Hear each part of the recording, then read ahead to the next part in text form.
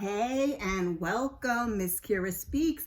Before we get started, I ask that you watch the videos till the end, subscribe, and turn on your notifications. We are here for another episode of Insecure, Season 5, Episode 6. Tired, okay? And speaking of tired, your girl is going to give her quick explanation. We're not even going to get into my personal life, but just work. Work has been super crazy, so I'm playing the catch-up game as far as YouTube's concerned. Friday and Saturday, child, I work 24 hours. I'm exhausted, so I'm going to try to do my best to get these things out to you. So hang in there with your girl. Turn on your notifications. Support. Thank you. I love you all. Now back to Insecure. So last episode ended with Issa seeing Lawrence and Condola in the hospital, and Issa kind of walked off so she wouldn't be seen. We opened this episode with the doctor or whomever calling Condola, and Issa saying, wait, what you mean, wait, Issa? I mean, growth, I guess. So she walks over and she's like, can we just pretend like this isn't weird? And then Lawrence and Condola, they kind of like pause and look, and they're like, yeah, actually that would be great. He's so cute, Issa says. And that little baby definitely is a cutie. Thank you. You want to hold him? Issa looks at Lawrence, and then she's like, yeah. So Issa, she's holding the baby and looking at Condola and looking at Lawrence. Child, Issa had me. She threw that baby like it was a basketball and said, fuck them kids. And at first my mouth dropped. I was like, and then I hollered because I knew it wasn't real. What the hell is wrong with you, Condola says. You too, bitch. And she kicks Condola into like a hamper. Issa, what the F? Lawrence, you want some too, she says. And then she just laughs and walks away. They got some crazy music in the background, and our good old girl, Issa, is just fantasizing. So we see her laugh, and then she decides to torture herself by going to look at Lawrence's Instagram. He moved back. And I mean, y'all got what y'all wanted. I heard people saying that he needed to move back. So now our girl Issa is in her feelings. Next thing we know, she's having sex with Nathan. Child, it was a little painful to watch. She's riding and talking about, sounds like you love it, and they hard and heavy. Meanwhile, she's trying to get him to say, I love you. So laying around the afterglow, Nathan says, you know, he saw somebody walking a coyote on his way there. And Issa's in her head. He asked if she's okay, and she lies. She says, I'm wonderful. Are you okay? And then she's still trying to get him to say, I love you. And she looks frustrated.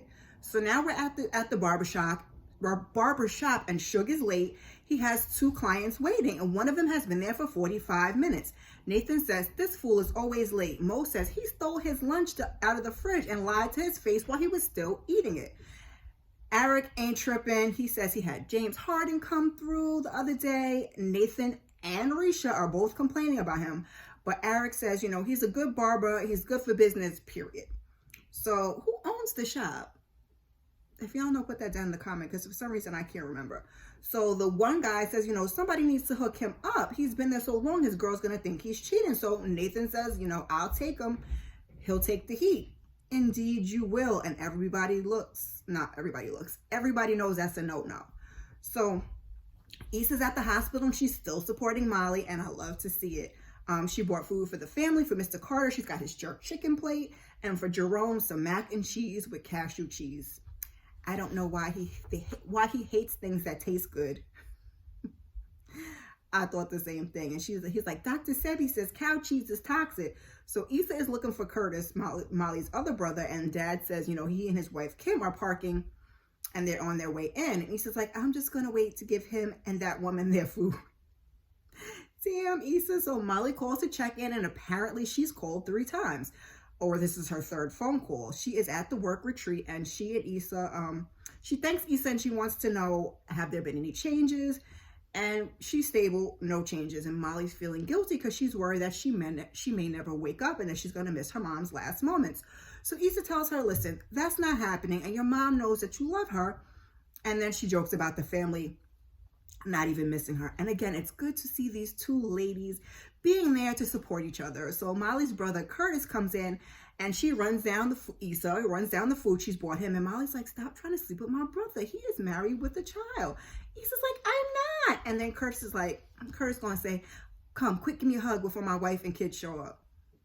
Oh, Curtis. So Issa laughs and she gives him a hug. And Molly's like, I got to go. But before she does, she says, Curtis has herpes. And she hangs up. Child, siblings, I tell you.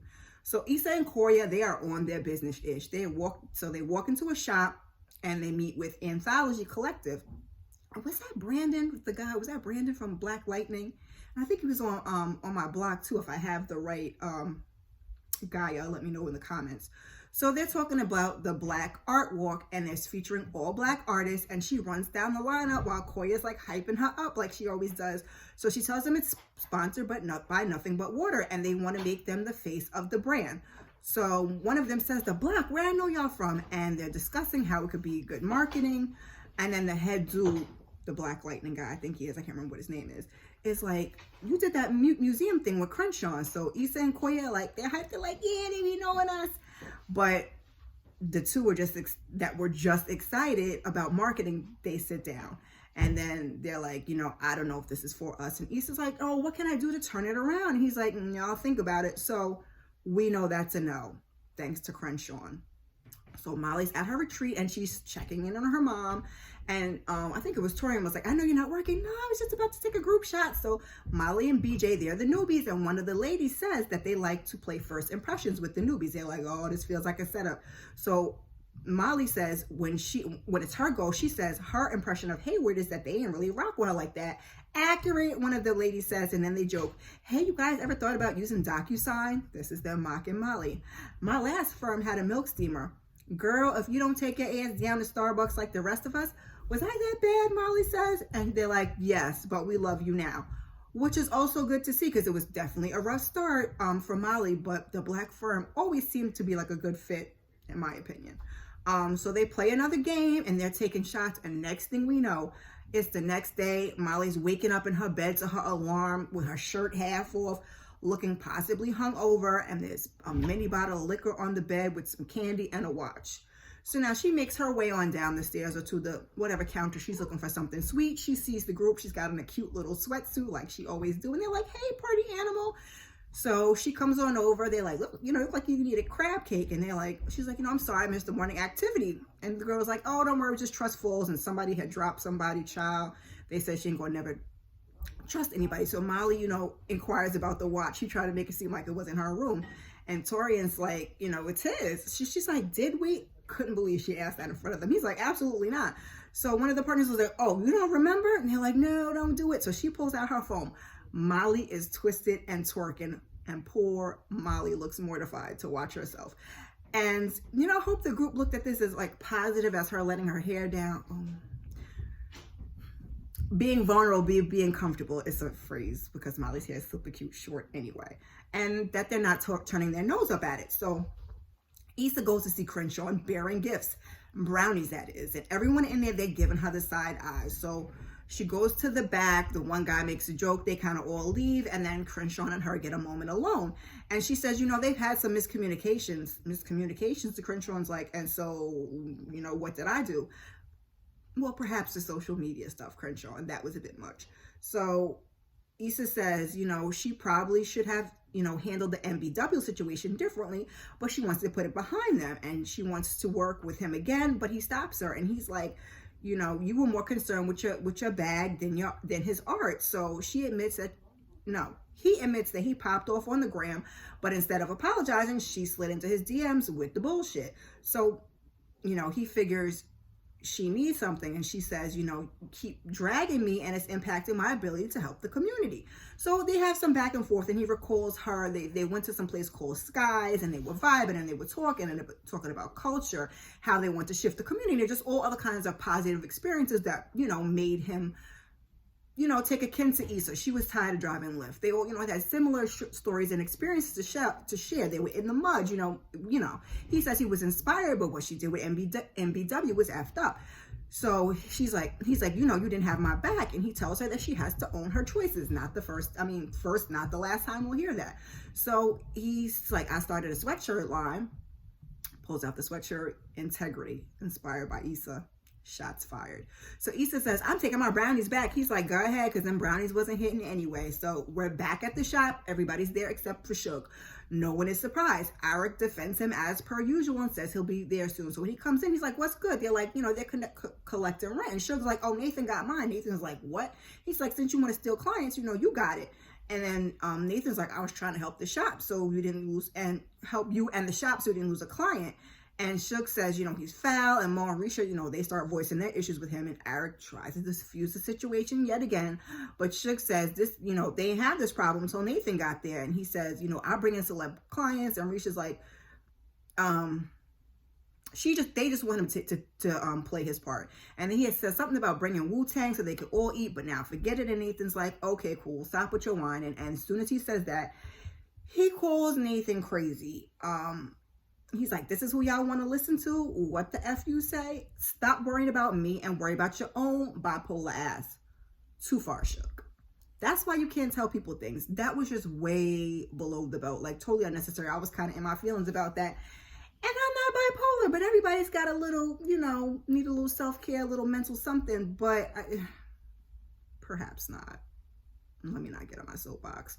So Risha's like, y'all doing way too much. I got some essential oils for you, Suge, maybe some lavender. He's like, F lavender. So a client comes in, and that puts an end to all the foolishness. So Torian's giving a presentation for Haywood Forward, and Molly is up to talk about strategic options, but she's preoccupied because Curtis is texting her. So she speaks, but she struggles the whole presentation, and Torian has to jump in and, help her out. So later they're having drinks, and Torian says his back is still hurting from carrying the whole presentation by himself. So Molly apologizes, and he asks her what's really going on. And Molly finally admits that her mom had a stroke. And he apologizes, he asks how she's doing. And Molly, she gives him the rundown. She's stable, but she still hasn't woke up.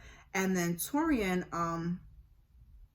he says he gets her. And he recalls last year when they had a case with new company, I think it was, his older brother was going through cancer treatments and he was a wreck. And Molly is like, she marvels because she's like, she didn't even notice, and he managed to keep it all together and still be a jerk.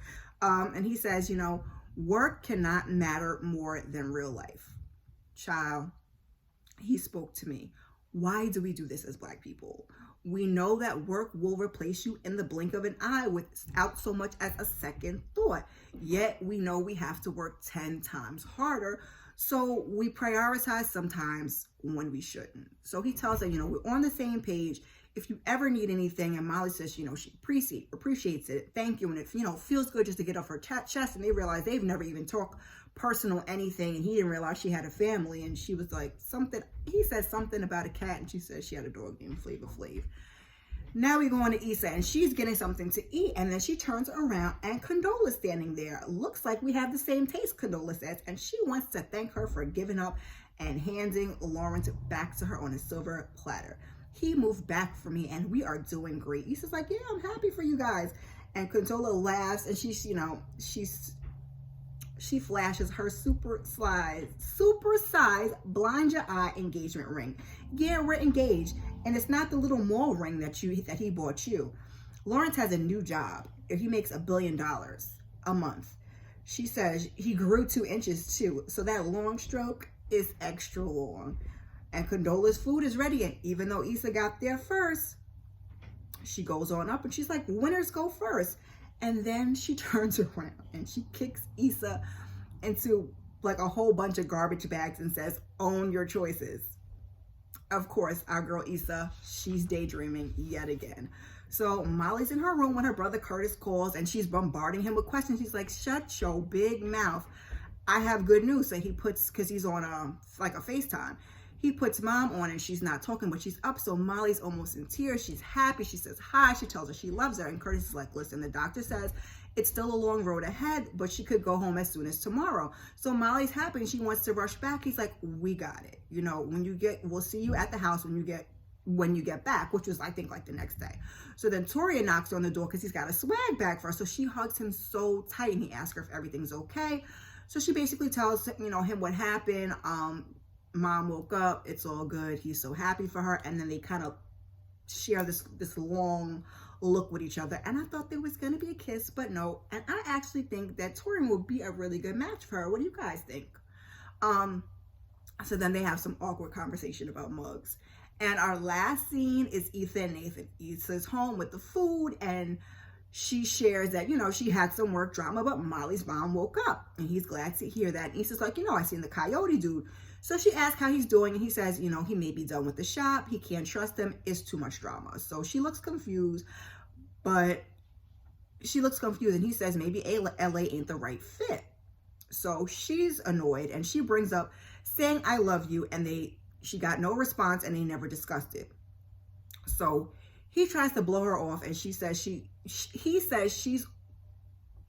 him he's always avoiding something. So they talk back and forth. They're both annoyed. He says she's making it all about her. You're not gonna ask me what I'm going through. And she's like, yeah, I am, but she feels like she's committed. He's not.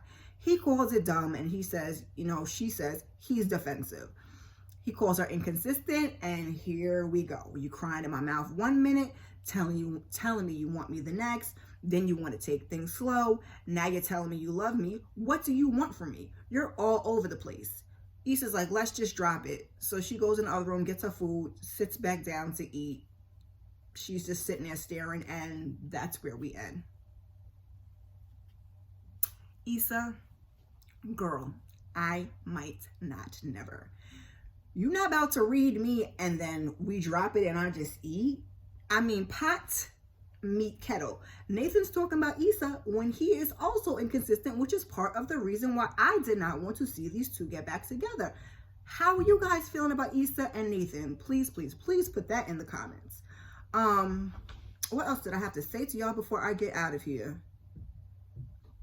If you made it this far, put some Z emojis in the comments for Issa's Daydreams.